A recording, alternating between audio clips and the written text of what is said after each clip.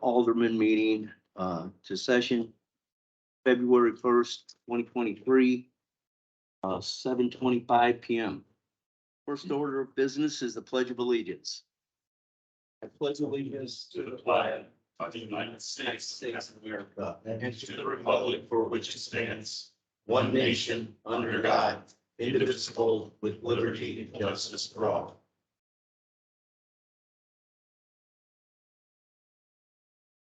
Okay, the next order is invocation.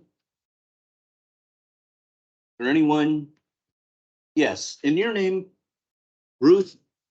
Yes, please give the invocation. Thank you.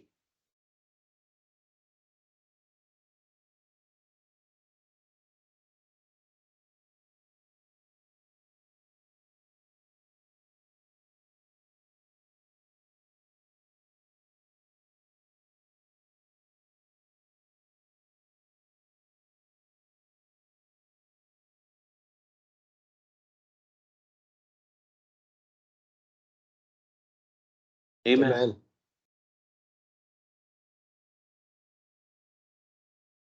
Roll call. Kim, would you call the roll? Mayor Gutway. Here. Alderman Coslow. Here. Alderman Johnson. Here. Alderman Riley. Here. Alderman Sansone. Here. Alderman Ungerbach. Here. Alderman Wendling. Here. All right. Consent agenda. Any items be removed? Move to approve the consent agenda. Got a motion by Justin to approve the consent Second. agenda. Got a second by Mark. All in favor? Aye. Consent agenda is approved. Open forum. Kim. Laura Witt.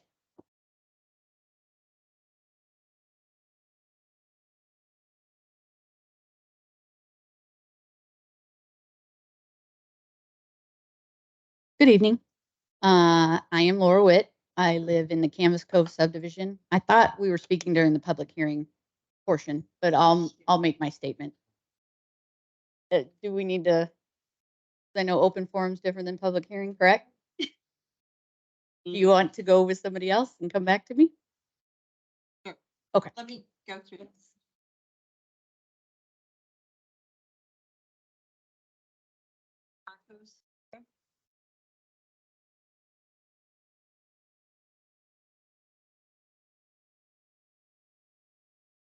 Good evening again. My name is Marcos Jover. My wife Barbara and I live on 634 Cruden Bay Court. First of all, I'm encouraged to hear your conversation tonight about increasing the community involvement on a new plan. So I'm very, very thankful for that. Nevertheless, I do want to voice some of the concerns about our ongoing communication so we can continue to improve.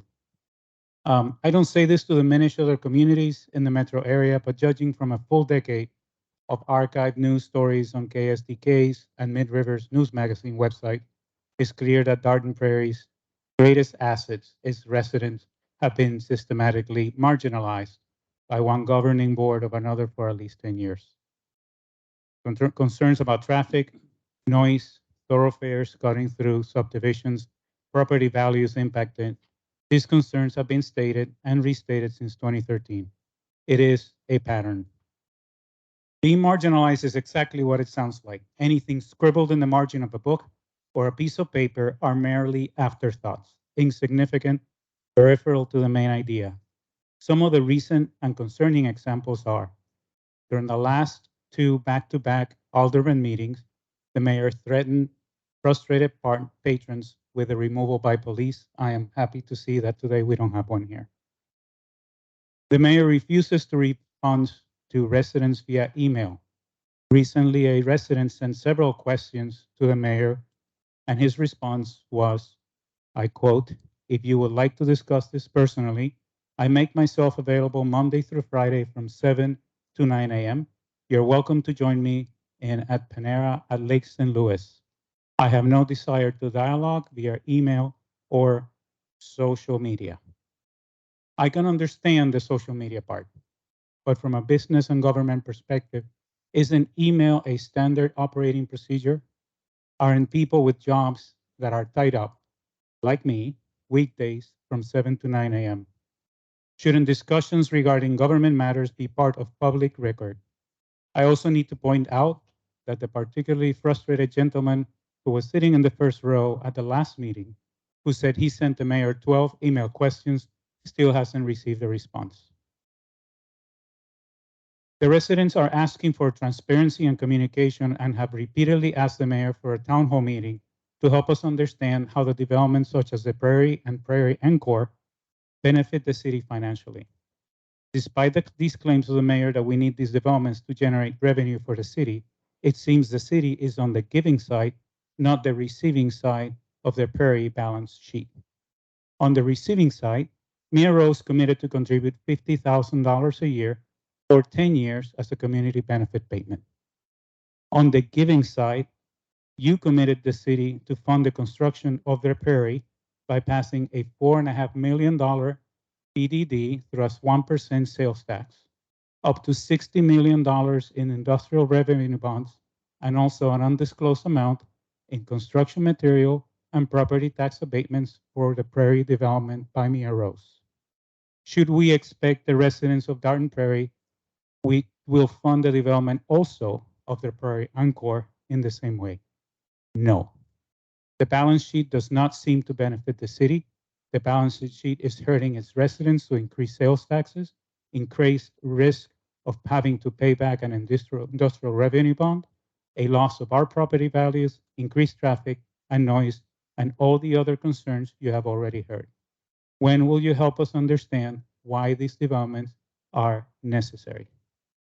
The builders are currently developing phase 3 of Inverness, and during all the phases, they have answered with the prospective homebuyers zoning questions by assuring them that the undeveloped land is zone C2. It is a fact that many buyers have double-checked before signing the contracts of what the mayor has said we have overpaid for our properties.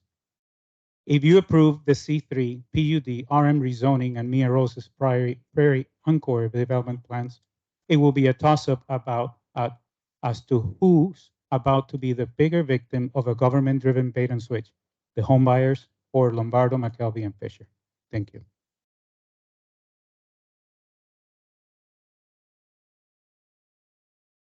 Joel King. Joel King.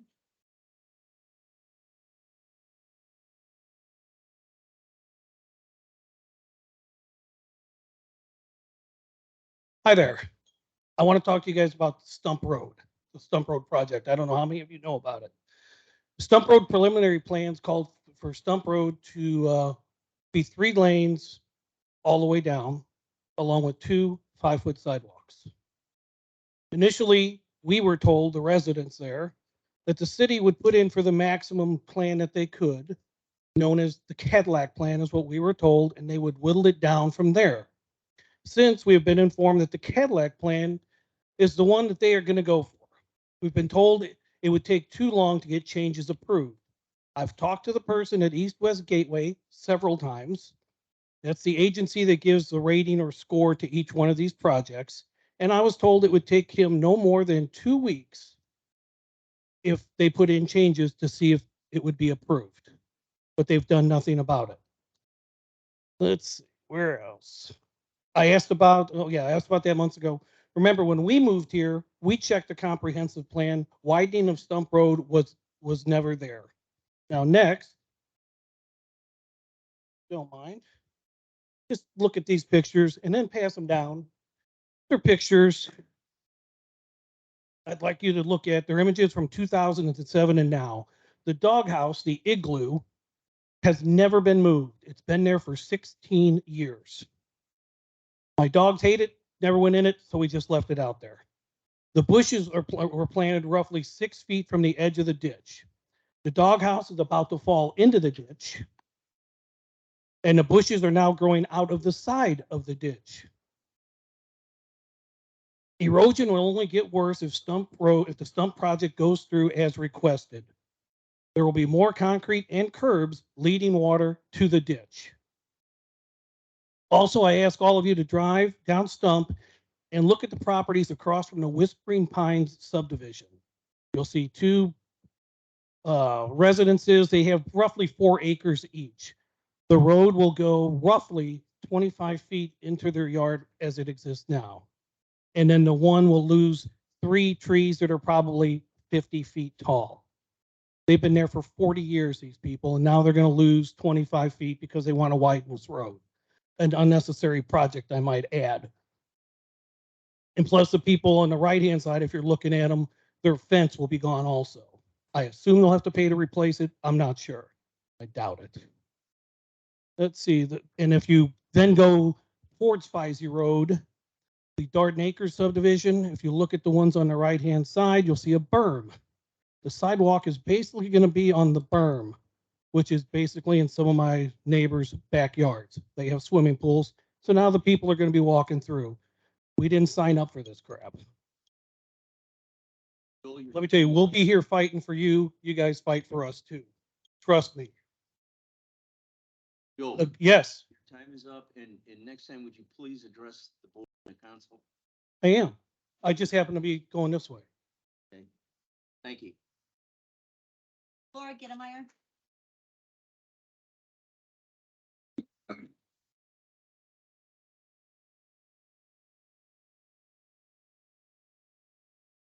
Good evening, Laura Gettemeyer, 6 Jura Court.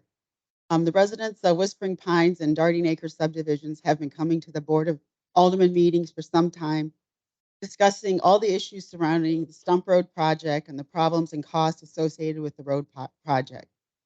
Topic that has come up many times is how restrictive the 3-minute open forum is. It is unnecessarily limits the amount of time that residents can engage with the board about topics that are a priority to us. Now we are hearing similar comments about the 3-minute speaking limitation during open forum from other Darting Prairie residents. The board should consider, if you are hearing the same complaint from a variety of residents, you logically should address or remedy the situation that is easily fixable on your part. However, the only thing worse than the 3-minute limit is the fact that the board outright refuses to engage with residents during open forum. Residents are told repeatedly that their comments or issues will not be addressed during open forum. Still, residents list off their concerns during open forum only to hear silence from our elected officials. Sometimes residents are advised that they can wait until after the meeting is over. The mayor or alderman will address them. This is a surprising alternative until you consider that comments from a meeting during open forum are recorded and available for residents to listen to at a later time if they file a sunshine request, whereas comments made after the meeting, many times one-on-one with the residents, are not recorded. The board must be transparent, and any comments that they would prefer to defer to after the meeting should be made during the meeting and shared with all residents. There was a comment in the last board meeting that this is not verbatim concerning the mayor and having commercial developments to raise tax revenue. If the board is concerned about being fiscally responsible, then they should take another look at the Stump Road project, which is burdened with more costs because of the addition of a 3rd lane and not 1 but 2 sidewalks. Not only is the cost a concern for residents, but residents are also concerned about adding so much additional pavement near a subdivision that already has water and erosion issues. Thank you.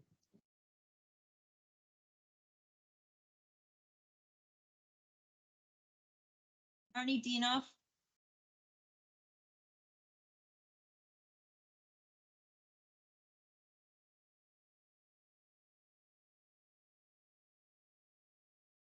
Good evening, members of the Board of Aldermen. My name is Arnie C. Acedino, County Public Advocate. Just a couple of things I'd like to go through with the board. What somebody said in the prayer really resonated with me and really makes a lot of sense. Instead of a lot of the bickering and shouting going back and forth, and this has made a lot of people dissent government and hate government, let's all listen to one another. This is a community, and let's listen to each other. I think it's very important, and I took that out of the prayer, and we should all really think about that. The email that was sent yesterday by the city administrator, Mr. Knowles, I think that the residents who signed up on that list deserve more lead time. I would just, in all due respect, say that maybe 3 days before the meeting, so people can ask questions and do their due diligence and research about the topics that are going on with the Encore. I think it'd go a long way in mending the bridges and communication between the city and the residents. There's some issues going on in the state legislature. The state legislature is going furiously There's a bill talking about personal property tax, once again, several to abolish it. That'll be 1/3 the budget of Jordan Prairie. It's really going to hurt the school districts. The school districts around here all have a $300 million budget. The personal property tax is $100 million. There's a bill to allow residents to do their own work on their own property without taking tests to be an electrician or plumber or obtaining a license from the city and reduce permit fees. And that was heard in the local government committee on Tuesday, and I testified in reference to that. There's another bill that I testified on to reduce property tax fees for late real estate bills that are paid late and reduce penalties and interest. And then on the agenda tonight, you have the potty trailer, the restroom trailer that I thought you bought for $39,000, but the city administrator says $29,000. Maybe we can ask our director of finance, Ms. Clark, what the actual payment of that was. But it should have really been an Elliott Davis story because that trailer was bought just 3 years ago and hardly used. Now you made some kind of type of deal with the Lake St. Louis Homeowners Association for a sales price of $28,000. But I'd really like to find out what the retail cost, what the city paid for in a contract. It was the dumbest, most triggered, most hurried decision that I've ever seen in my life. And with Maya Rose and the Encore development, I want the Board of Aldermen to make some decisions tonight and say no to tax abatements. Make a vote, make a public stance that you care about the residents behind me. No tax abatements, no tax exemptions, no sales tax exemptions, no creation of a transportation development district, no creation of a community improvement district, which is 1%. I'll sum it up, Mr. Mayor. And no creation of a neighborhood improvement district, which also is a 1% sales tax. Take a stance and make a vote. Don't be afraid. These residents want to hear how you're going to represent them. Thank you, Mr. Mayor.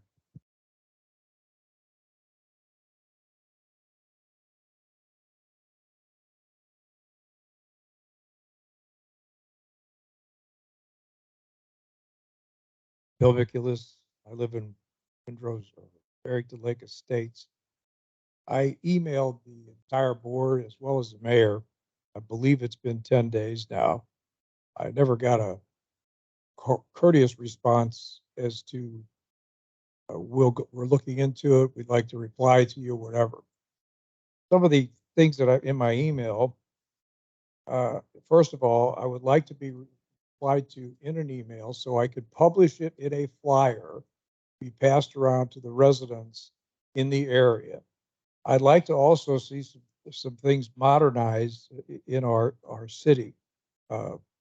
First of all, can we publish future ordinances in addition to the legalese in a more generic, easy to understand way? Can you put a paragraph that states what you're trying to do instead of all of this heretofores or wheretofores? Because the majority of us, we're not attorneys and we don't understand it. And it's easy to slip things through when nobody comes to meetings and they're not aware of the meetings. So that's another thing. Could we simplify and email, could we email all of the residents that furnish their emails to you and much more that will come once a month, and just email us and say, we're having a meeting on the 15th, we're going to discuss this, meeting on the 18th, we're going to discuss that, and we could decide if it's our responsibility to show up. Obviously, not too many people have been showing up at the meetings, and we're kind of, stuff's happening and we're unaware of it until after the fact. On the Mia Rose development, I asked in my email for clarification of the $60 million bond issue and this tax abatements and everything else. How long is that? So when they open up, they're not bringing any money to the city, but yet we're responsible for the road, us as taxpayers. So when that road needs to be widened or something like that, we're going to have to pay for it. Why don't we have the Mia Rose people, as part of their agreement, to escrow road improvements for 10 years? Put it in an escrow account. I know it's confusing or you're frowning at it, but put it in an escrow account to where when we need to improve the roads, that we have the money there. Because what's going to happen is I could just see it 5 or 10 years. Another tax increase, got to vote this in because we about to go broke, need this, need that. How long, again, this is in my email, how long does the tax abatement last? What is the $60 million bond issue? What does it cover? Tax increment financing. Could someone explain it? I've heard about it, don't really understand it.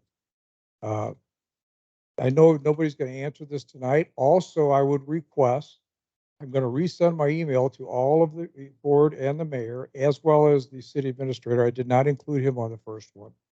I want to publish the response. So I don't want to talk after a meeting, or I don't want to talk off the record. I want it on the record, what you're going to do, how you're going to answer it. Either say, I'm not going to answer it, or here's why what we're going to do, and so on. We're getting fed up, not just in Darden Prairie, nationally. We're tired of it. Everybody gets rich, not on this level, but as an example, I told my friend, they start on this level. When they wind up in Washington, D.C., they start as a normal person with a normal income. Every senator and every representative that's been in Washington, D.C. for any length of time is a millionaire. How does that happen? I know how it happens. A little under, you do this, we're going to contribute to your reelection campaign and so on. So again, all I'm asking is please answer my emails. If you can't answer it or don't want to, just say that. I'm not going to answer this. I don't have to give you a reason. That's all I want.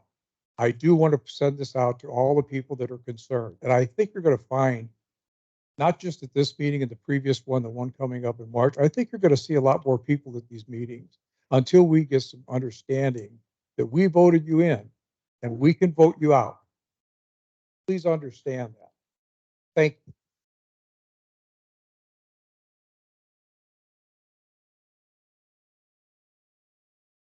I believe that is everyone under open. You want to speak under the public hearing or open forum?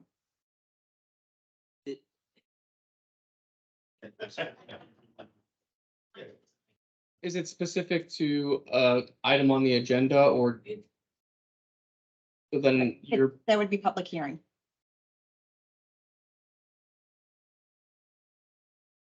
Is there anyone else to speak for just the open forum? Okay, so let's go to the public hearing. First, we'll ask for anybody to speak in public hearing. Laura Witt.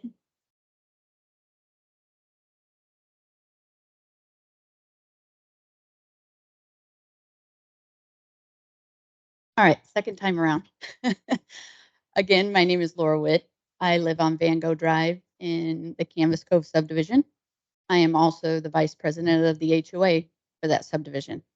I've been unable to attend the meetings until now due to travel for work. I want to preface this conversation by saying I have over 25 years of construction experience. That is my job on a daily basis.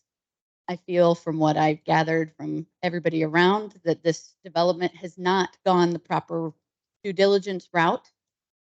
I think that it would be in your best interest to communicate properly with your constituents, have a public forum outside of your aldermanic meetings, and talk about the development.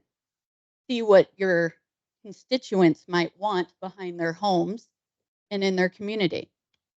We have between 64 and 40 and Highway 70, 7 gas stations. We don't need an 8th. I have so many car washes on Highway K, I can't even count them all. We don't need apartment complexes. We have the monstrosity that you guys approved that took away that beautiful farm, even though it was somewhat dilapidated, it was still beautiful to me. You have apartments on Hinkie Road and 364. You have apartments on the other side of 364 near Hinkie Road behind Target. You have apartments going up everywhere. I think at this point in time, we really need to step back, take a look at things, talk to your constituents. And it's my understanding, and I don't know if it's correct or not, that you were planning on taking out that whole tree line that's in between the Inverness subdivision and the commercial property. I would think that would be, okay, all right. That would be a grave mistake if you did so. So I just wanted to make those observations. Also, to let you know that there are a lot of constituents out there that would work with the city to make sure that we have the best course of action, including someone like myself.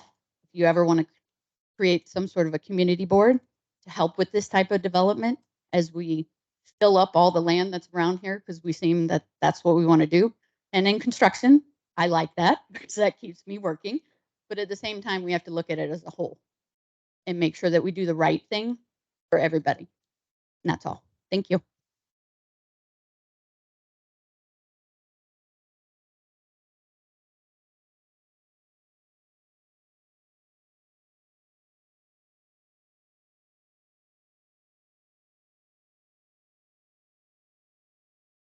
It's just a thought. It's my name is Cheryl Bratton. My husband and I live in Inverness subdivision. On January 10th, just 3 weeks ago, a joint United States birth rate study was published by research fellows from the Ohio State University and the University of North Carolina. Within 4 days' time, the findings were repeated by Fortune magazine and became a featured news story on MSNBC. Data was collected, demographic cohorts were established, and the study's conclusion was this. Since 2007, the size of the American family has steadily declined from 2.5 children to 1.6. I don't know exactly how that works. For the past 16 years, United States birth rates have fallen sharply and have remained that way. It's a demographic crisis, which will ultimately result in a shrinking workforce, not enough young people to fill gaps in struggling economies or fill homes, let alone huge apartment complexes. Real estate markets, demographic trends, and property factors will all impact what will be proposed for any development site, and the demographics here really need to be considered. The Zillow Economic Research Team published a housing trend report 11 days ago on January 21st. It noted that people are moving to the Midwest from both coasts and buying homes where housing is relatively affordable. Many are even pooling resources and buying homes with friends or family members.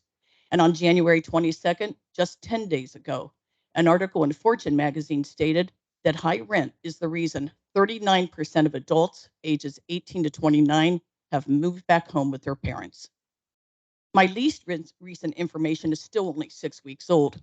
On December 22nd, 2022, the Business Insider announced the Midwest is, quote, an attractive destination for remote workers who are looking to buy a home next year, even if mortgage rates remain elevated. The article went on to say workers are leaving high tax areas and seeking homes large enough to create dedicated workspaces, especially if there's a set of adults who both work from home. This is where I need to add that on September 23rd, 2022, a Berkshire Hathaway publication was 3 months ahead of the curve and prophesized all of the home buying information I just gave you. A few key takeaways. The information I cited this evening is barely 6 weeks old and published by heavy economic hitters. Fortune magazine, the Zillow research team, Berkshire Hathaway, all agree the Midwest housing market is far from dead. Yet it's even more crucial that you understand OSU and UNC researchers have been tracking US birth rates for 16 years. Not only has our country's birth rate been in a steady decline since 2007, there are no signs of improvement. It's Darden Prairie's reality check. Soon there won't be enough human beings to inhabit the monstrous apartment building proposed for Bryan and Ficey. This is in Iowa. Just because Mia Rowe builds it doesn't mean there will be enough people to come. And then what happens? Lastly, the comprehensive plan under North Bryan Commercial says Bryan and Ficey should be reserved for quality, quote, quality commercial development. Yet in the comp plan revision, the word quality is left out, especially in the case of a Circle K gas station. It's a one-word omission like that that speaks volumes about the city's real development goals for Bryan and Ficey.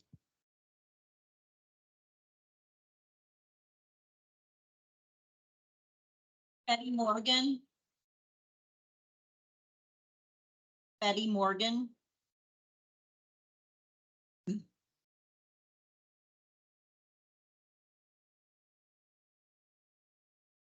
Good evening to the board members. My name is Betty Morgan. I'm a resident of Inverness, and I also happen to be a real estate agent. Yes, I am a real estate agent for that Berkshire Hathaway, although I didn't give her information. Okay.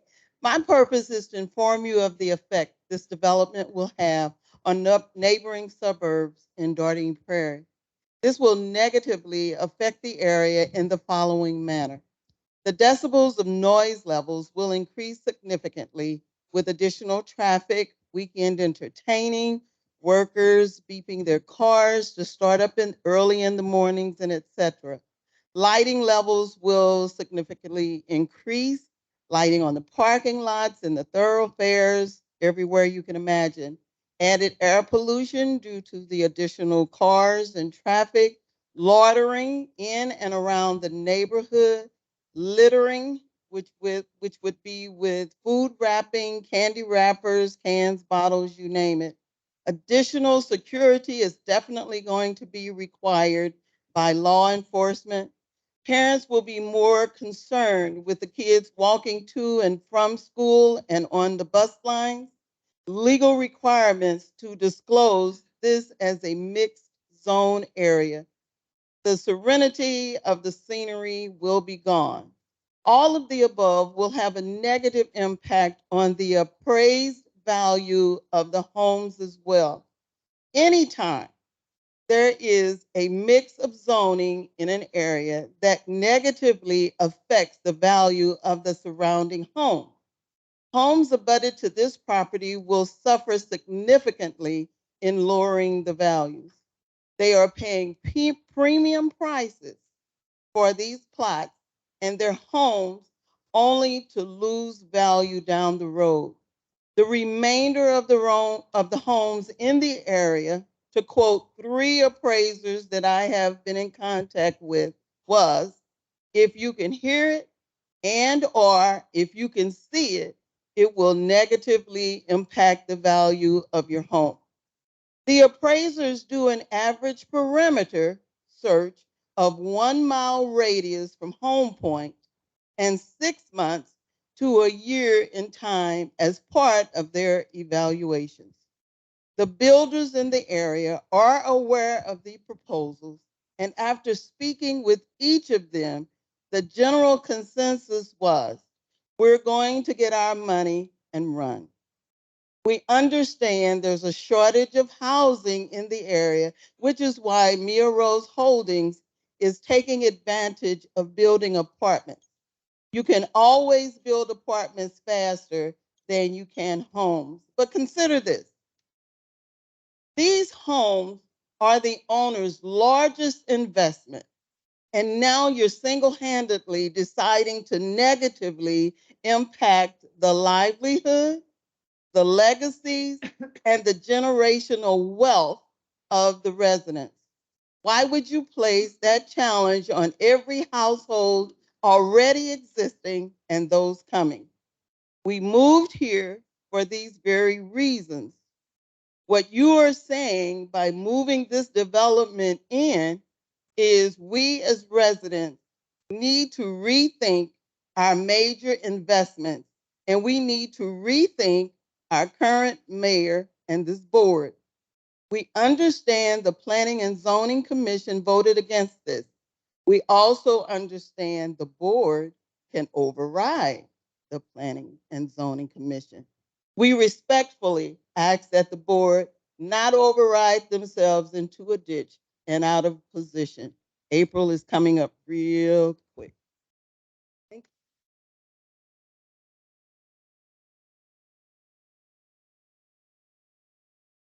Tom Shaw Jr. I don't know why I won't get applause. I did. Arrows in my back. Hi, guys. How y'all doing? Tom Shaw Jr. I've been a resident out here for way over 20 years. I've seen a hell of a lot of growth, new neighborhoods, which I think are tremendous. But also talking about, I've been in the real estate business, guys, for over 45 years in the land development end of it. And I've learned from the best in St. Louis County, John King. Guys, I don't know if that sounds familiar. And my father, Tom Shaw, which he did help write the zoning in the land use plan for St. Louis County back in the 60s. And when I'm looking at this piece of property here, this is what you do at major intersections. I'm not talking about what type of use at all. I'm not talking about that. But you have your commercial. Then you have a step down to your higher density residential. I'm talking higher density, not single family. And our site, don't we have a 100-foot buffer of trees? That's tremendous. Then you go down to your single family detached. I'm talking about in general, because we're going to have the same issue up here, ground that the city owns, and I back up to it, and I would support commercial where we have to have on that piece there. So in a nutshell, I'm looking at this is the right zoning at the right time for this piece. But you guys have any questions for me while I'm up here? And I have, I'm not just speaking for the petitioner and for the sellers. I'm just talking about in general what's proper zoning. I don't have any arrows yet in my back, do I, guys?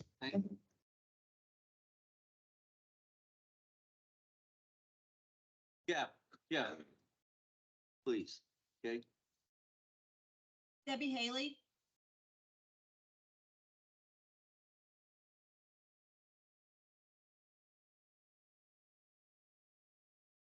Hello, my name is Debbie Haley. I live in Garden Prairie. I live right off of Duval Court. And thank you for allowing me to come and speak, Mr. Mayor and Board. I was listening to Tom. I was listening to some of the residents here. And I've lived in my house for over 20 years. I've seen a lot of changes in Garden Prairie. I know there's a lot more changes to come. Regarding this property on the corner here, the Encore, I don't doubt at all. I'm also a commercial broker here in the St. Charles County area. So I see a lot of mixed use development coming in on major corners where you have Bryan and Bizey. You've got all the traffic from 40. You've got all the traffic from 364 coming in. So it's not unusual to bring a zoning and a development type for a corner like that that has a lot of traffic, that has some commercial, that has some higher density. I would not be opposed to a mixed use type development. I like the word that somebody said, a quality product, quality retail. It kind of looks like, I know there's going to be some new plans. I'm excited to see what the revised plans would be, as well as the whole plan for Garden Prairie. I'm excited to see how that's going to unfold. But the plan for the property, for the commercial, the retail, the restaurants, that sort of thing to come in, it looks a little bit like a property where one of my family members lives in, is in Chesterfield Valley, called Wild Horse Apartments. She's lived there. My sister's lived there for 2 years. Loves it. It's a community of its own. They all use the retail. They go to the restaurants. I'm not sure what the final deal will be here for this particular property, but certainly being in commercial brokerage and development for over 20 years, on a corner like this, it's likely that it should be some sort of a commercial use. Quality is, I live here. I'd love to have a high quality retail and commercial development along with some sort of a high density use there. It seems like it would make sense.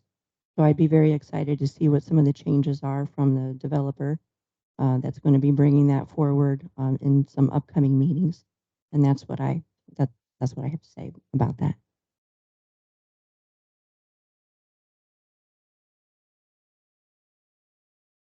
Tim James?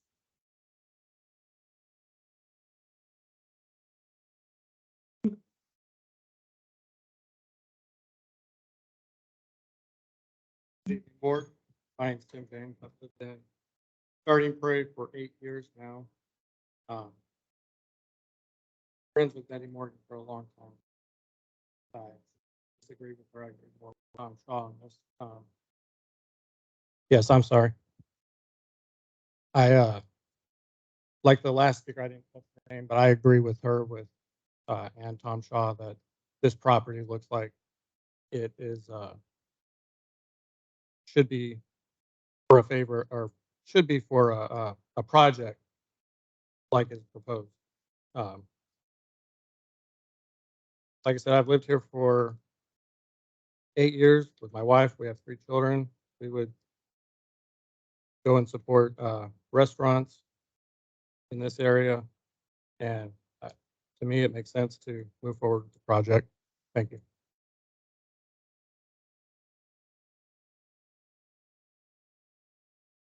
Nick Grubel,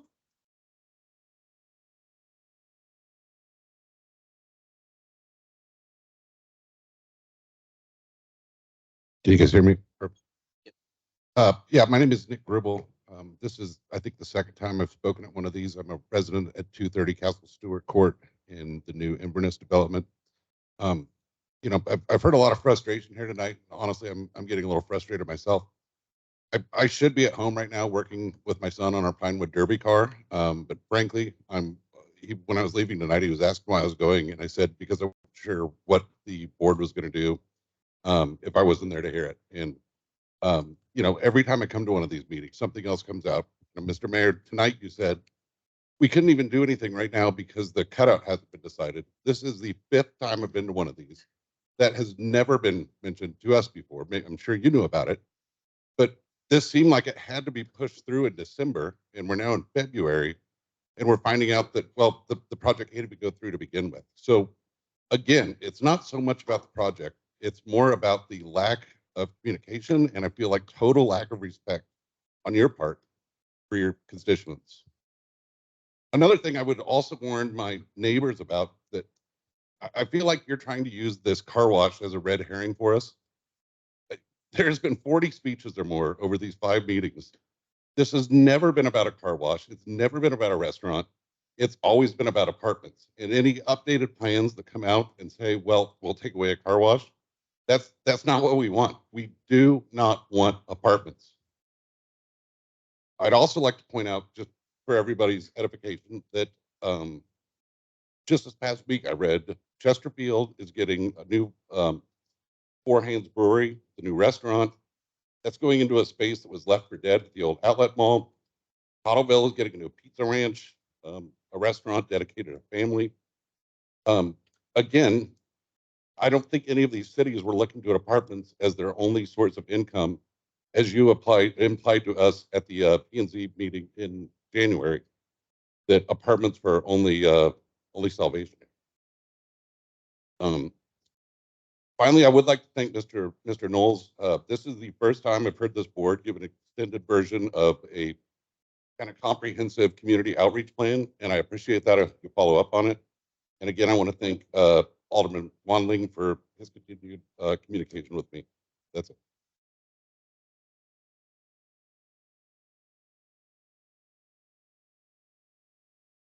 Jeff Amlong,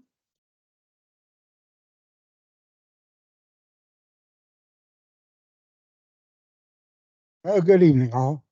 Many of you know me here. I'm speaking as a citizen. I live at 2032 Bates Road, Garden Prairie, Missouri. I'm a lifelong resident.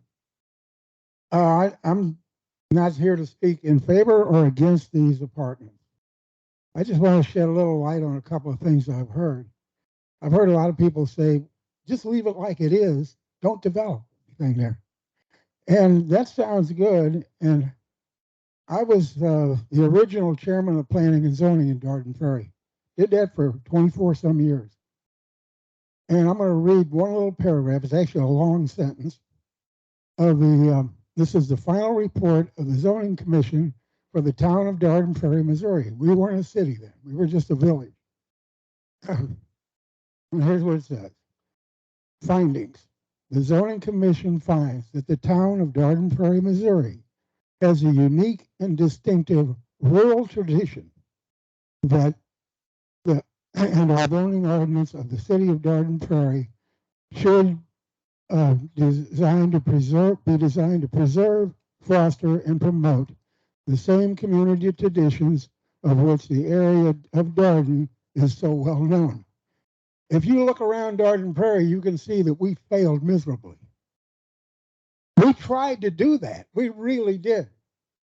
And we found out that if you deny these developers their subdivisions, what would happen was, well, they'd go to court. They go to court and they say, hey, O'Fallon's got R1D zoning. Lake St. Louis got R1D zoning. If they could bring in the utilities, i.e. the sewers, we didn't have a leg to stand on to deny it. People have a right to sell their property if they want to, for as much as they can get. There's court case law that says that. And somebody's got a right to develop it. Well, we can say no, and we have the right to do that. And in many cases, we got a leg to stand on, but not always. But to think that it's not going to be developed, it's going to happen. The only way you can guarantee it's not going to be developed is to own it. And I've found that out over the years. We've tried, and that's that's it. And you know, it's going to get developed, and if it's whatever they do there, it's going to increase the traffic. Originally, Menards was looking at going in there. You talk about increasing the traffic, man, that would do it. You know, they couldn't come to terms with the owners, and they went to Lake St. Louis over there across the highway. Well, they had problems over there. They came back. They still couldn't come to terms with the owners. So now they're going to Winsville. That would have been a great boom financially for the city, but it would have created a nightmare in traffic. It would have. You know, it gets fixed eventually, but you know, I just wanted to let you know that that's you know, it's just the way it is. It's going to be something there. I don't know if these apartments are the best use or not. I don't know. I've never been a fan of apartments in my whole life, but it may be, it may not be. It's not my, you know, not my expertise. The only thing I want to say in closing is go Chiefs.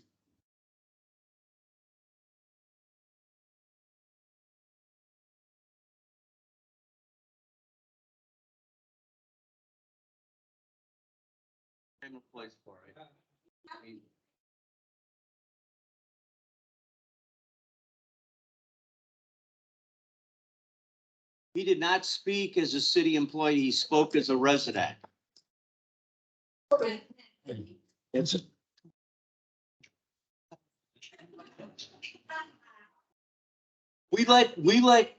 I let Joel King address the crowd just like. Okay, Jeff, next time you will address the board and not the crowd. Okay?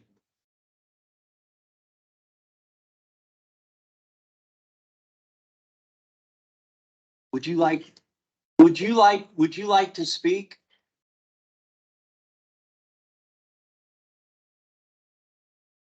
Speakers. Okay.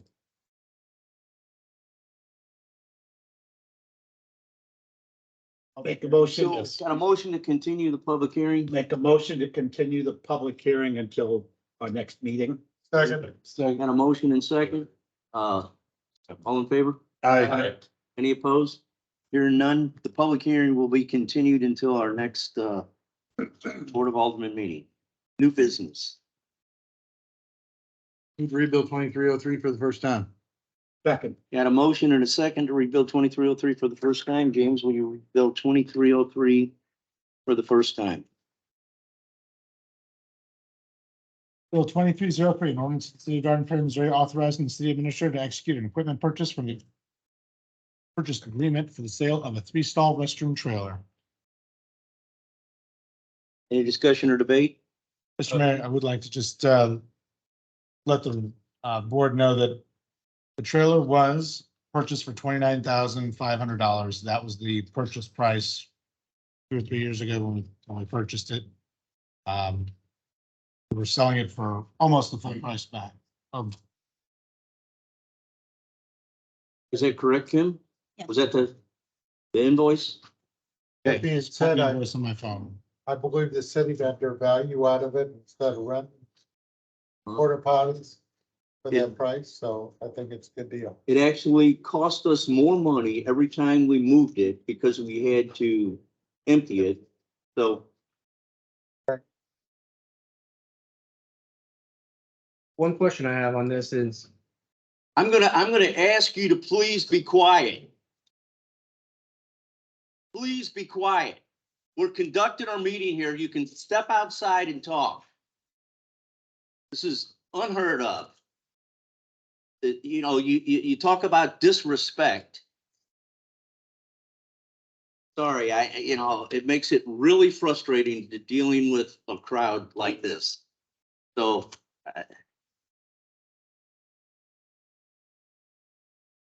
Is there any requirement on this to do, as a public entity, put this out for auction or anything like that, or do we have the ability to just outright sell this? So I spoke to John Young about this, rather about the purchasing and also the selling requirements for our ordinance. A negotiated sale is permitted by ordinance, by our code. I was concerned that putting this out to bid, you're gonna pay auction costs, you either put it out to bid and then you get whatever you get. I have no issues with the price we're Yeah. getting for it. I think it's an incredible deal, just from a legal standpoint, making sure it was. Yeah, it's totally legal. We thought John, you want to address it? this ended up being the maximum we thought could. The process followed all the requirements of the city code and state. Fair enough. For a second reading? And a motion for a second reading, second by Mike. All in favor? Aye. Any opposed? Here none, will rebuild 2303 for a second time. Bill 2303, an ordinance of the city of Dayton, Prairie, Missouri, authorizing the city administrator to execute an equipment purchase agreement for the sale of a 3-stall restroom trailer. Call for roll call vote. Get a roll call vote. Second. First, second. All in favor? Or Kim, would you call the roll? Alderman Sansone. Aye. Alderman Riley. Aye. Alderman Johnson. Aye. Alderman Caslow. Aye. Alderman Underbuck. Aye. Alderman Wendling. Aye. Ordinance 2231. I declare Bill 2303 as ordinance 2231. Bill 2304 for the first Got a time. motion for 2304, Second. second. Mark, all in favor? Aye. Any opposed? Here none, will rebuild 2304 for the first time. Bill 2304, an ordinance of the city of Dayton, Prairie, Missouri, authorizing the city administrator to execute a purchase order with the Clark Equipment Company, DBA Bobcat Company, for the purchase of an S66 T4 Bobcat skid steer loader. Any discussion or debate? What are we using it for? So this was budgeted for this upcoming year. We're also getting a sweeper bucket on it, as well as a upgrade, what they call a high flow upgrade, so that we can get like breaker attachments. We're not going to buy all of those right now. Right now, we're just getting the forks, the bucket, and then the sweeper box. But ultimately, our plan is to do some small street repairs, curb repairs, sidewalk repairs in-house. Also, like the sweeper bucket itself, which is all wrapped into this price, does allow us the ability to go out and do like hot patch repairs for potholes. So if you're familiar with the sweeper bucket on a Bobcat, we can go out there and use that to clean out the holes. And then put a better patch down in the hole when we go out there. We plan on, because we don't think we'll be using it a lot, to do like slab replacement or something like that, but we could do like emergency slab replacements now that we have both the people and the technical expertise to do it. Anytime we need a breaker, auger, anything like that, we plan on renting those. Mostly it'll be for pothole cleanup, all grading, sidewalk repair, stuff like that. I'm gonna say in the past, before James, we have went out for bid, Fairhaven, that water ditch that's overgrown and trees and brush and stuff. We got on for bid to regrade that, was over $14,000. So this will help Offset. justify and offset a lot of that kind of stuff, so. And we have a couple of guys that are, know how to operate it. And hires it. This is all part of the effort that we've talked about trying to bring more things in-house that we can do now that we have some new hires. We do have one other position which we're currently hiring. We haven't hired yet. We do have some awesome applicants who are all certified and able to use operators on Bobcats. So now that we have the technical expertise, we're just trying to give them the base tool. Anything else we do, like I said, we'll probably rent attachments to do. We've also talked about renting grinders to do some, you see there's some really bad spots like you're on handling. We're going to end up redoing handling if we get the grant, but some of that work, we're gonna be able to do both grinding with the Bobcat and then do small strips of like hot patch. Really just upping what we can do in-house, and compared to the premium, to the mayor's point, that we've been paying for the small contracts, you don't get a great deal on the small ones. There's just not the economies of scale. So doing it in-house is gonna pay for itself real quick. Makes sense. But I have little doubt that you'll find good ways to make this thing pay for itself and keep everybody hard at work. Just my only question is, and I remember it being in the budget, how does this, what it's coming out to compared to what? Same price. Same price. We might end up having to come back now. The trailer evidently is gonna cost us more than we thought, so we might end up having to get another $500 for the trailer. I think that's about what we're gonna be over total. Okay. So Thank you. I think we had 67,000 for the trailer and Bobcat, and then we did 60,000 for the Bobcat, and then 7,800 for the trailer. Plus, we need like another $500 to have them weld on a rack for the equipment. So Thank you. you're gonna hit the end of the great job. Always. Question about personnel and policy. How many people do we have currently who can operate this? And second, do we have safety procedures, certifications, training in place to ensure that we are keeping our folks up to date on the proper use and maintenance? So we do have two people currently, both, I should say both. There are two of the applicants that I would say are probably in the top of the running, or well-versed, well-trained operators on Bobcats who are running for the open position.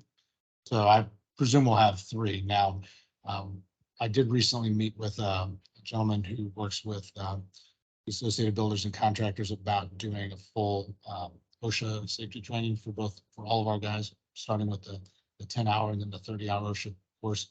But one of the things we'll also do is anybody who's going to be an operator on this is going to be having to do an OSHA class, obviously an OSHA approved class and operating training. That's in the works currently, and once we get the fourth guy on, the fourth full-time person on, we'll start the OSHA training. So that means you don't get to drive it. Oh, I'm good. Well, if you want to get the OSHA training, I mean, No, I'm good. Oh, you already got the training. I'm gonna make the mayor do it, because I'm sure he'll want I'll, to have it. I'll watch them drive. I don't know. Okay, got a motion for a second reading? Moved. Justin? Second. Got a second? Casey? All in favor? Aye. Any opposed? Here none, James, will you read Bill 2304 for a second time? Sure. Bill 2304, an ordinance of the city of Garden Prairie, Missouri, authorizing the city administrator to execute a purchase order with the Clark Equipment Company, DBA Bobcat Company, for the purchase of a S66 T4 Bobcat skid steer loader. Any discussion or debate? Move for a roll call vote. Got a motion for a roll call vote. Justin, second by Mike. Tim, would you call the roll? Alderman Riley. Aye. Alderman Wandling. Aye. Alderman Kessler. Aye. Alderman Ungerbach. Aye. Alderman Johnson. Aye. Alderman Sansone. Aye. Ordinance 2232. I declare Bill 2304 is ordinance 2232. Read Bill 2305 for the first time. Motion for 2305. Second. Got a second? Dave, all in favor? Aye. All opposed? Any opposed? Here none, we'll read Bill 2305 for the first time. Bill 2305, an ordinance of the city of Garden Prairie, Missouri, authorizing the mayor and city treasurer to execute a new project application to East West Gateway Coordinating Council for financing of 2 roadway improvement projects in the city of Garden Prairie, and authorizing an expenditure for the application fee for the same. Okay, we got a small amendment to that where it says the mayor. So we're gonna just add city administrator. Oh, All add or three- not? all three of us All have. 3 of us on there? Okay, so we're gonna add, where it says mayor and city treasurer, we're gonna add and city administrator to that in the title and then down in section 1. One sentence in section 1. Okay? Got a motion? I'd like for the city engineer to explain the projects. Sure. First, let's clean up the amendment first. Yeah, let's clean up the amendment first and then we'll discuss it, okay? John, is a move to amend as stated good enough? Yes. Or do you want? I would suggest With the- a motion to amend the title and section 1 The amendment states city engineer, comma, the mayor and the city treasurer to state the city engineer, the mayor, comma, the mayor, comma, the city administrator and the city treasurer. Move to amend as stated by the city attorney. Yeah, that's Second, he's on here. section Oh, one. I didn't know. Do we need to add them to the title? If it's in one, we're fine. More than one? Okay. Because I knew it was in the title. One other amendment, Tom, did we have an amended cost now as well? Yes, I can So can you explain. take the cost for the amendment, just the cost. Got an amendment that's been first and seconded. Well, the amendment's not complete. It's fine. He needs to tell us what else needs to be on this. The dollar amount. The dollar amount also needs to be amended. Yeah, so I wanted to discuss with the board, Just tell us. Just the give dollar us amount right is. now for the amendment, just the dollar amount, What's the dollar amount? the new For dollar the amount. application. for the application fee, the new dollar amount is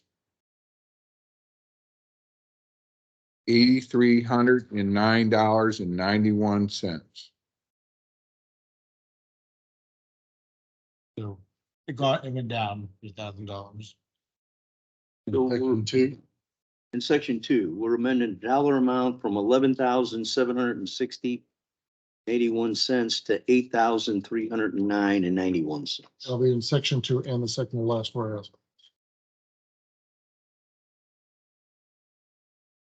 Okay. Do they have to restate the amendment? No. If the maker of the motion is okay with the addition of that language and the second of the motion satisfied with the addition of that. And I can make the motion as stated by the city engineer and the city attorney. Amend as stated by the city engineer and the city Okay. attorney. Second. Got a motion and the second to amend, all in favor? Aye. Any opposed? Okay, we'll amend the ordinance as stated. Okay, now, Tom, you can go ahead and give your explanation. Okay. So after much, and mainly post road, so really nothing that changed on the Hanley Road construction implementation part of the grant. I'll start with so just to recap, the road board had given us authorization to do engineering on Hanley Road with the understanding that we would submit again for the STP funds for the Hanley Road implementation, which includes construction engineering and construction. That's what the Hanley Road is. We have the engineering that the road board will pay for. And James is aware of that. This part will be going after federal funds for the construction. They've also indicated that's what they want. So that's what we're doing on Hanley Road.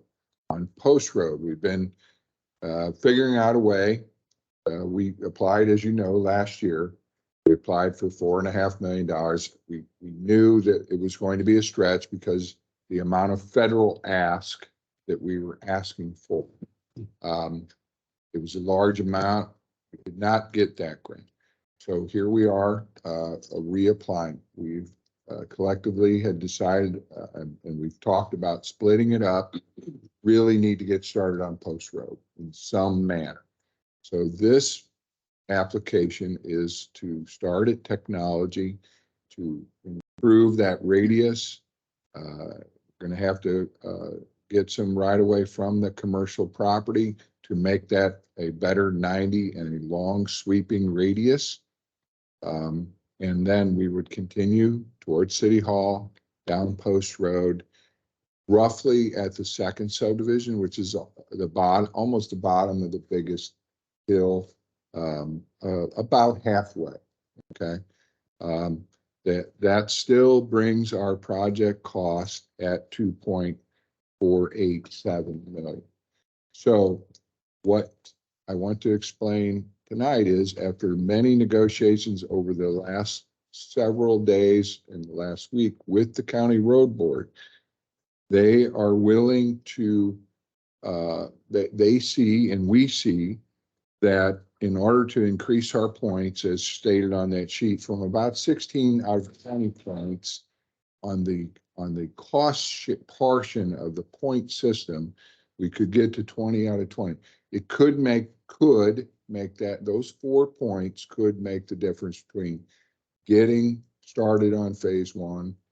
Not, these grants are highly competitive.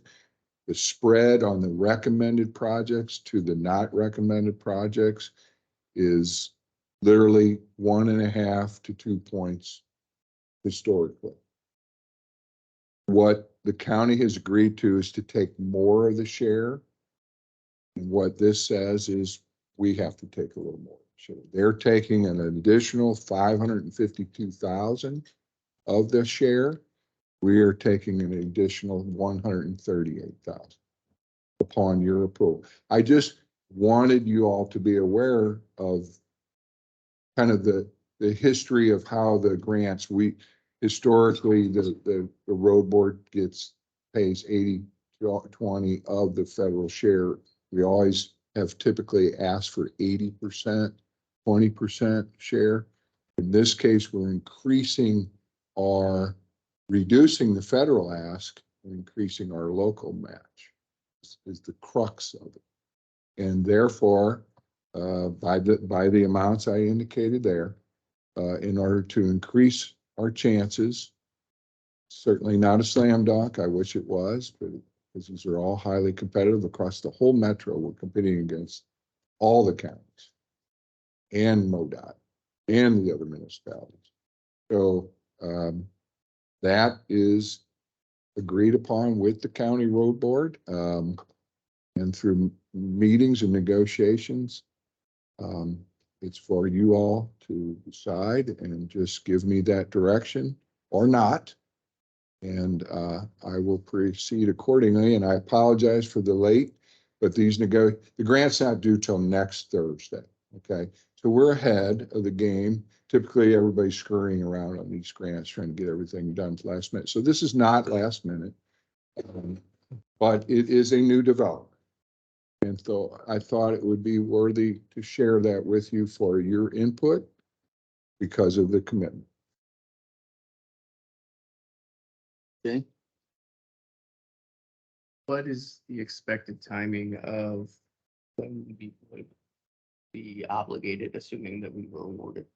So these projects take, if selected, we won't officially know until the end of the summer. And a year after that, we would go into signing the MoDOT agreement. Then typically it's about a 3-year process before, it'll be 2 years before you can even get to the engineering part. And then another 2 years, because there is right-of-way acquisition, easement acquisition that will be done on this project. We have money allocated for that as well.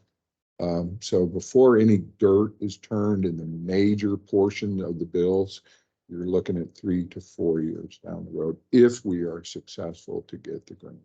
Because on this project, there's going to be a year lag because of the right-of-way process. Town Square and some of the other projects, even though they make you put in the year lag, those projects that we received Town Square, there's no right-of-way acquisition on that project, so it will go quicker. Anybody else? What do you need from us at this point? I just want, I guess you're approving the reduction of the application fee and I guess an acknowledgement that I have the authority to present back to Kim and James and the mayor, the scenario of the grant with the matching amounts that, because the grant itself, the body of the grant, which is 98% done, this again literally was determined from the county road board as of this afternoon. But I wanted to share it with you because I felt it was a plus potentially to help us get those 2, 3, 4 extra points that may get us started on Post Road. Typically, when you get started on one of these phases, usually can get the next phase, not always, but it puts you in a better position. And I know there's a lot happening out at technology. We've kept this as simple as possible. Who knows what's gonna happen development wise out there, which may require a slip ramp or a roundabout or whatever. But at least we have something started with this project, is our hope. We're talking about taking our share from about 155,000 to basically 290,000, is that? 237,000. So There was a, There- Tom, you said there was a Yeah. math error up in the top. there's a math error up the top because the original, and I didn't write it on everybody, was around 100,000 was the original city So that limit. 153. Okay, so the 153 is wrong, not the 237. That is correct, sir. Got it. Okay, I had that part backwards. So the difference It just between got better for me. the standard ask is about 138. Gotcha. But the notable, the increase to the county share is 552,000, which is significant. How do we commit the county to that through our application? I know you've had discussions with them, but is there a chance that we apply, put in this, say, hey, we as a sponsor are gonna take on more of this, but don't get the, the funds from the county? We were assured today and that we will follow, they were going to follow up with a email that said, but we still, by the way, the process is, we still have to submit to the road board the similar grant, but we have to rework it. I have to go present to the road board, whether we get the grant or not. Last year, Lindsay and I presented to the road board projects that we had presented. Whether at that time, no one knows that East West Gateway has made their selections yet. In March, typically, I will have to go present, and those numbers will be such that reflect what I'm referring to. Historically, if East West Gateway gives us the grant, the county has stepped up and said, Yes, sir. do what this is because they don't want to see the federal funds go to waste. So Yes, sir, that is absolutely correct. In the case of Hanley, the county actually stepped up even without Hanley because it was not an enormous project. We were able to convince them to let us get started on a portion of it.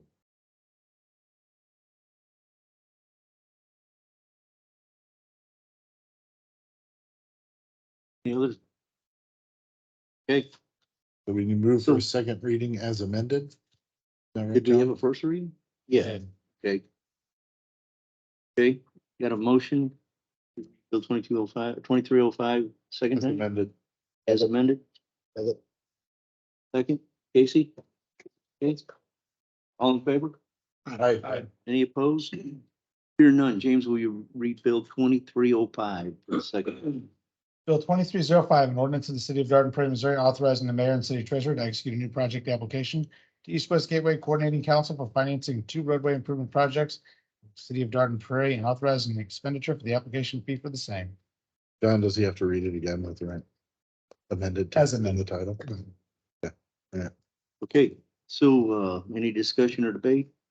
Hear Roll none. call vote. Got a motion for roll call vote, second by Mike. Kim, will you call the roll? Alderman Kessler. Aye. Alderman Johnson. Aye. Alderman Underbach. Aye. Alderman Wanling. Aye. Alderman Sansone. Aye. Alderman Riley. Aye. Ordinance 2233. I declare Bill 2305 as ordinance 2233. Old business. Postpone. We don't have to do anything with the first one. Nothing. Are we doing anything with the second one tonight, Dave? Postponed till March. Except for- It's already postponed till May. So, It's all you might like. okay, I have no problems. Actually, I'll move to read the first time. The title, The second time. second time. be a second. Did we read it once last time, no? Did we? Bill 2302. Yeah. Yeah, first time. We read it first time. You requested to hold back, Yep. Make sure. make another week. Yeah. Got your- We're not even said believe that. Tell us. I don't believe we read it the first time.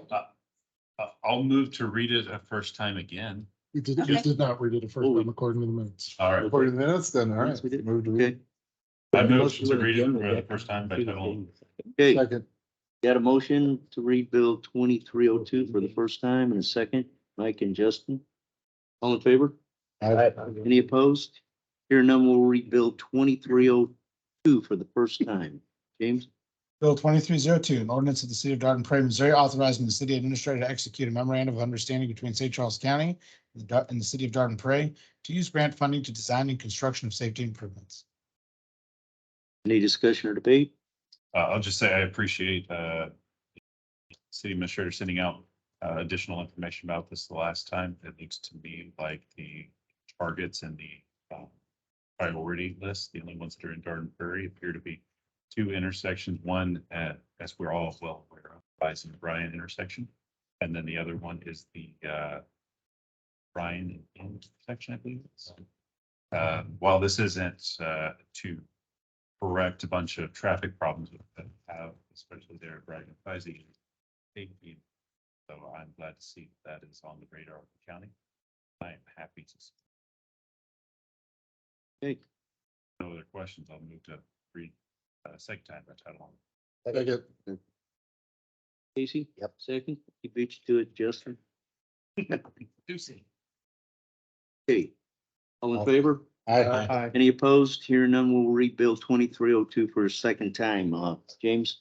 Sure. Bill 2302, an ordinance of the city of Dayton Prairie, Missouri, authorizing the city administrator to execute a memorandum of understanding between St. Charles County and the city of Dayton Prairie to use grant funding to design and construction of safety improvements. Discussion or debate? Here none, I entertain a motion to make a roll call vote. Oh, I missed out, but I'll make a motion for roll call vote. Got a second by Mark. Kim, will you call the roll? Alderman Underbach. Aye. Alderman Coslow. Aye. Alderman Wandling. Aye. Alderman Sandstone. Aye. Alderman Riley. Aye. Alderman Johnson. Aye. Ordinance 2234. I declare Bill 2302 as ordinance 2234. Okay, staff communications, city attorney, I have nothing, Mayor. city engineer. Well, I think I've spoken enough, but our reports here, the majority of the work that's been done in January is at Lewis and Clark. The They're road- making the road. great headway there, so. How much more do you think needs to be done? Or they stopped for the winter, right? Well, they haven't because we've had some nice pockets of weather, so Right. we've carried on a little bit. As you can see, the billing has slowed way down. And the percentages of each subdivision are listed in the report, Mayor, but I think Lewis and Clark is around 80% complete. Okay. And Westfield is also under construction. We still have some work to do. Once we finish those two subdivisions, then that will conclude that part of the phase 2 additional contract. So we're thinking about March. We're getting into, have you talked to M&H as far as when they think they're gonna start? I've heard rumors, they've said things, but I have no confirmation. I certainly think we might have to with Rick from M&H to see what his intentions are. Okay. Can I ask a question around that? Specifically in Lewis and Clark, there were a number of issues bubbled up to the surface. Traffic flow issues, timing issues, quality cleanup issues. Has there been anything done in the meantime to don't reoccur elsewhere? Yeah, well, yes, we've met. I've actually been out on the job site quite a bit, talking with the contractor about their cleanup. There's some pictures of, them in the trailers. They've been doing a much better job of the inlet control and the drains and using silt socks. It's not always contractor a lot. I've had to individually talk with the concrete truck drivers. They've had their chutes washing out. The trailer's right here and they're washing their chute out in the street. I'm like, I pull up on them, I go, really, dude? I mean, that's his, so it's a constant. I'm not saying that it's solved. It's in progress. It's gotten better here lately, but it's going to be a constant challenge, honestly. Specifically around the timing, traffic impacts. Yeah. I know that they decided to do right next to the entrance of the school. Was it the week school came back in session. Yeah, and it happened to be nice weather and, it's, we got through that and I asked them that the next time to use what's called high early concrete, which sets up quicker. They did do that on the single slab that was closer to Highway N. Yeah, and in the next contract and in Westfield, when we get closer down to Henning, and it's a little bit of a premium for the cost of the concrete, but we're gonna ask them when they get close. The issue is not in the back part of the subdivisions and the main body of the subdivision. It's usually at that entrance. As you all know, a lot of and most of our subdivisions have that single in and out, and it's a bottleneck. And it's very difficult to do it any other way other than dive in and do it. But yeah, we're going to do some quicker set concrete in some of those entrances as well, especially on the next contract. We're kind of through the worst of it. Certainly, Lewis and Clark is now past most of those issues. We're kind of just back in the main body still. And the final question, and it may be too long for you to answer right now, but so that's perfect fine. I am curious about what the contracts we have require for traffic control, for example. Whenever that was torn up at the front, yeah, cars were backing out onto N. Right. It's hard to see. It was still really. Yeah, their contract is very minimal, that we kind of inherited is very minimal in that regard as far as enforcing or requiring them to do high level traffic control other than what you see with the barricades and the cones and as far as like flagmen and big arrow boards and things like that. It's not in that contract. Now, again, I plan on this next, we'll call it phase 3 when we get to that. Plan on spending time amending and possibly having to adjust some of the bid items if we need to avoid those bigger issues specifically at their entrance. I feel it's pretty good back in the subdivisions and the neighborhoods, but when we get out to those entrances, it really becomes a problem. I appreciate that. I don't disagree with your findings on that. Thanks, sir.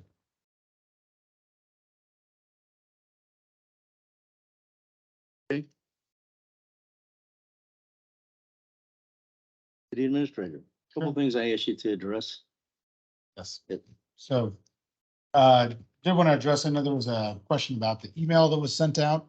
I wish people would stay to hear the entire meeting. That way they can get some answers to the question. But if there is anybody here who has not last meeting signed up to leave your email address to be part of the email blast we're sending out to give updates, I had to ask that you either come see me before the end of the meeting. We'll make sure that we get your email address, myself or Kim, our city clerk, and we'll add you to our list. We did send one out earlier this week. We didn't really have much to report because there has not been an amendment filed to the proposal at Bizey and Bryan, the Prairie Encore proposal. I know that there's been questions tonight. Why are we not having this discussion, as was mentioned? Why are we not having discussion right now with the residents about that proposal? As was mentioned at the last meeting, there is no proposal. There is not a proposal that's been updated to move forward to have such a discussion about. I think we're pretty confident that there will be changes presented at some point if this is to go forward. Once those changes are presented, it would be an opportune time to present that information to the residents for the input on that. Getting upset or having a discussion about something that is likely not to happen in its current form is probably not productive for you or for us. So once we get that updated proposal, we'll make sure we get it out to everybody, push it out through the emails, put it out through social media, we'll put it on our Facebook or put it on our website as well. And then when you've had an opportunity to kind of digest that, our hope is then to engage then in that public back and forth conversation. That would be a separate meeting, of course, than having it at a business meeting where we're just passing our ordinances forward. Obviously, as I mentioned before, you're always welcome and encouraged to have your opinions heard at our meetings, But it is a business meeting. It is for the purposes of passing ordinances, not of having a give and take with residents. We will make sure that we engage in that at the proper time when we get an updated plan to discuss. There was also mention about an intergovernmental agreement with O'Fallon. That is something that is not necessarily part of the application that's before the city, but it is an important issue that is being discussed between the developer and the city of O'Fallon and ourselves in the city of O'Fallon. As was mentioned earlier, the city of O'Fallon actually owns Bryan Road up to that intersection, and it also owns the right of way. So if we're going to drive off of that property onto Bryan Road, is required to get O'Fallon's permission to do so. And I know one of the concerns that residents have brought up, of course, is traffic. So part of this agreement with O'Fallon that we're in the process of negotiating is negotiating improvements to the intersections there where potentially there might be one at Cormery Drive, which you currently see in the current plan. If that intersection is put in, there's a conversation about who's to pay for and jointly improving that light, a new light. And then, of course, down further at Fisey and Bryan Road, that intersection there would be, as per the traffic study that was presented along with this proposal, and when they built Inverness, there would be some potential improvements done to that intersection as well, and then further down at Bryan and K potentially. So you're right. I'm sorry, Bryan and M. Yes, not Bryan and K. I don't think they meet. So thank you, Alderman. So down at Bryan and further. So the issue of traffic is something that we know when they built Inverness and every subsequent change since then. CBB, by the way, was not paid for by Mia Rose, but paid for by McKelvey.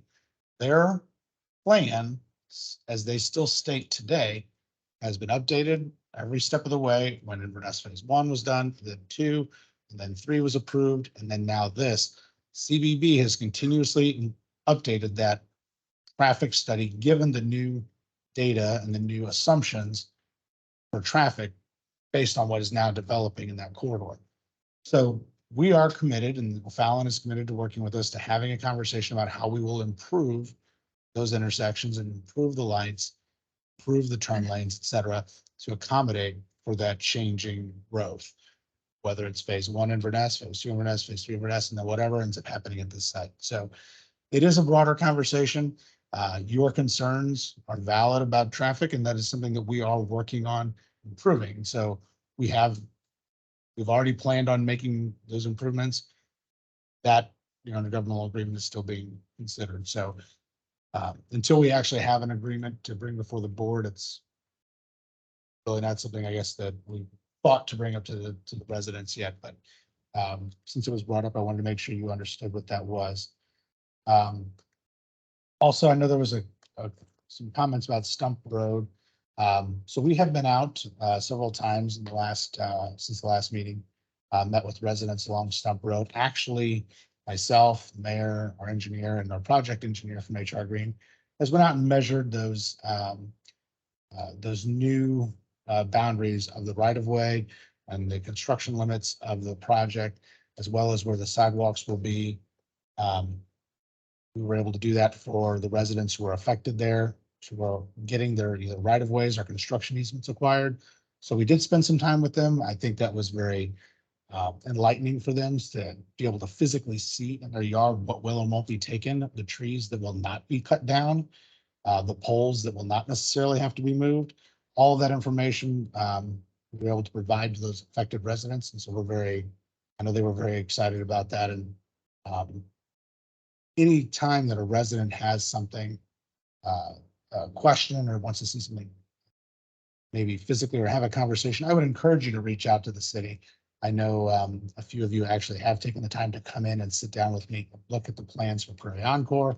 I've been making house calls when necessary, even to notarize documents for people. So we are trying to be very responsive to your concerns and responsive to what it is that you are bringing to the board.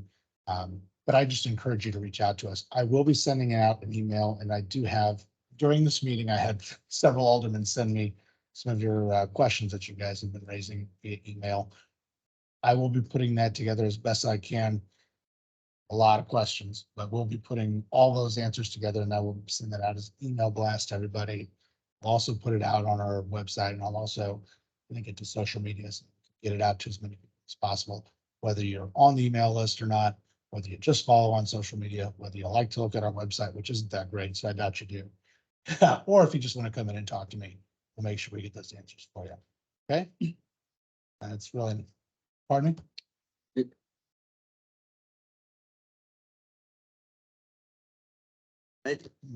Can you?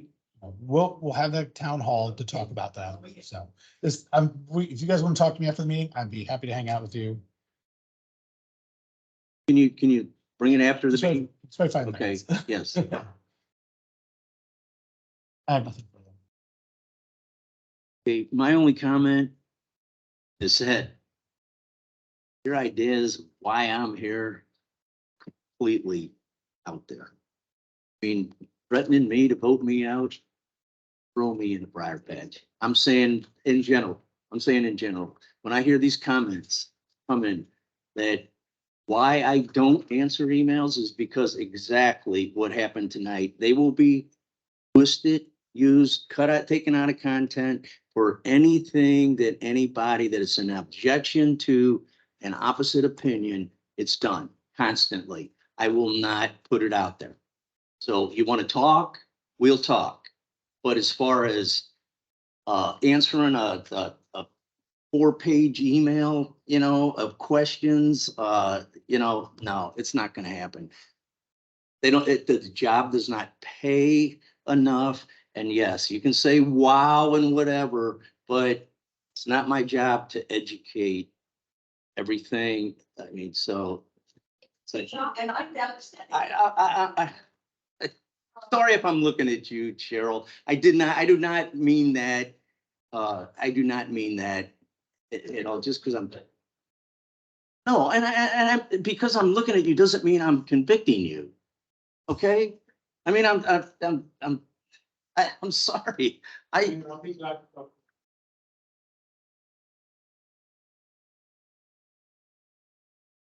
talking on record right now. So. Okay, we're done. Okay, I got a motion to adjourn. I would just like to say, as Alderman, I'm really happy for the vision going forward that James has started putting together. It's something that I have looked for. The reason I did get on this board last year in April, but I'm really excited for the input from the residents, from businesses, and to see where we're going in the city. So Okay. I entertain a motion to adjourn. You need a first. First. So move. Business meeting is adjourned. Yeah. We don't have a vote yet. Oh, yeah. Hold on. Stop.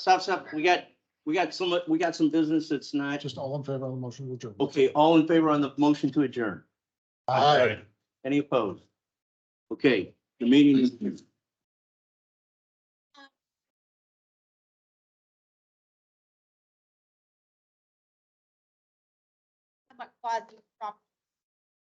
But attendance maybe not understand that you're following the format.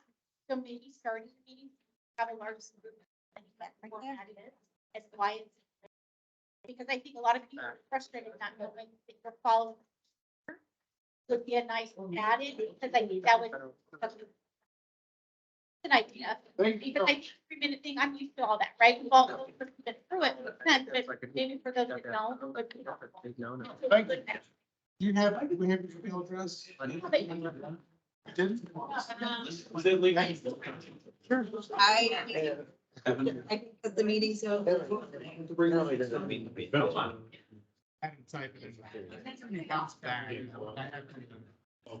Joe, how you doing, bud? Tired. You guys have anything related? I know. No. See that? Right? It always happens.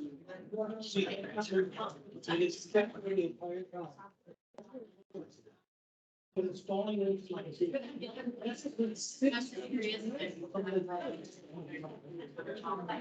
And am I saying it's not like it's gonna just.